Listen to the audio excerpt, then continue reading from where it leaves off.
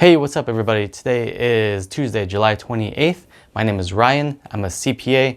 I'm going to be talking about a bill that was introduced yesterday. Not the HEALS Act. The HEALS Act, I did a video on that already. Check that out here. But this bill is actually introduced by Senator Marco Rubio. It's called the Continuing Small Business Recovery and Paycheck Protection Program Act. All right. Now, Marco Rubio is the Senate chair on the Committee for Small Business. So this bill, I think, will have a lot of weight since it's coming from Marco Rubio.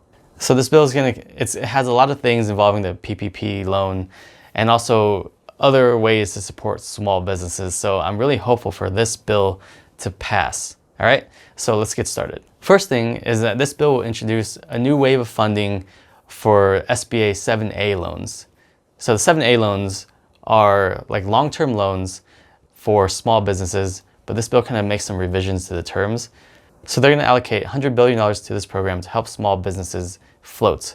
All right. So this is a long-term loan. It's looking more kind of like the EIDL kind of, it's not going to be forgivable. So it's a straight up loan, but it's got a 20-year term. It's got 1% interest rate. Okay. And the payments are going to be deferred for like 2 years. Big program here. All right. If this gets passed, the way you calculate your loan amount is you take your annual revenue, you multiply it by 2. So it's going to be a big loan too, all right? And also the loan limit, the cap for this loan is going to be $10 million per entity. So this could be a huge program that could help a lot of businesses who are struggling. If the EIDL is taking too long or run out of money, this is just going to be another option here, which is great. So the next thing on this bill, the next notable thing is PPP version 2. So this means that if you receive the PPP loan already, you can get a second draw of PPP loans if this bill passes. So $190 billion will be allocated to this program. This includes whatever is left from the initial PPP program plus additional funding here. The limits for this program are your business has to be less than 300 employees, and also your business has to have seen a reduction in revenue by at least 50% year over year. So what does that mean? That means that if your Q1 in 2019, if you made $100,000 of net revenue, and in Q1 in 2020, you made $50,000 of net revenue, that's a 50% reduction year over year. And you can do that with Q1 or Q2 of 2019 versus 2020, all right? So Q2, people might see a greater reduction than Q1. This program is meant to be more targeted to small businesses and more targeted to businesses that are more heavily hit. There's going to be $25 billion set aside for businesses with less than 10 employees to make sure that as many people get their hands on this as possible and the funding doesn't just run out because larger businesses are taking up all the money. So that's good. The next thing in this bill includes some improvements to the PPP. All right.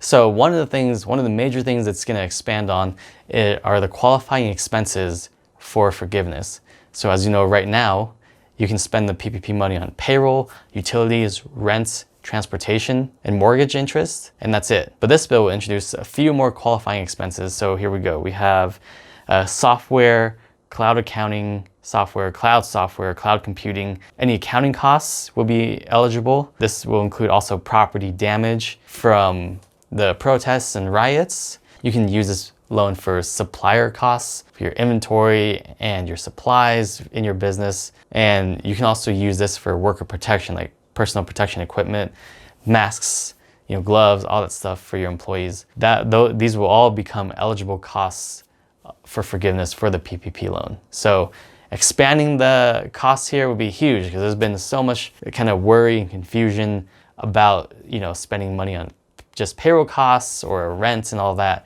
Or, if you had to lay off employees, how can you possibly spend your money on payroll, that kind of thing. So here now we have expanded operating expenses, which will be huge. All right, so the next really big thing in my opinion is the PPP forgiveness mentioned on this bill. Any loans under $150,000 will be automatically forgiven. It states, no documentation required.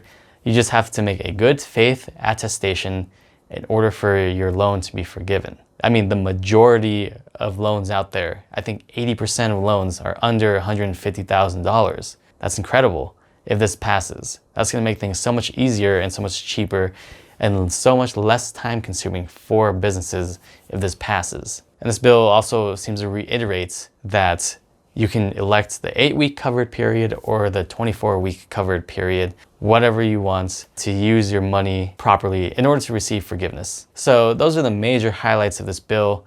Again, it's called the Continuing Small Business Recovery and PPP Act. I'll have a link to it down below in the description, but let me know what you guys think about this. I think this is a great bill introduced by Senator Marco Rubio. I think he's really in touch with the small business community because he is in the committee. So I think whatever bill he introduces in relation to that will have a lot of weight.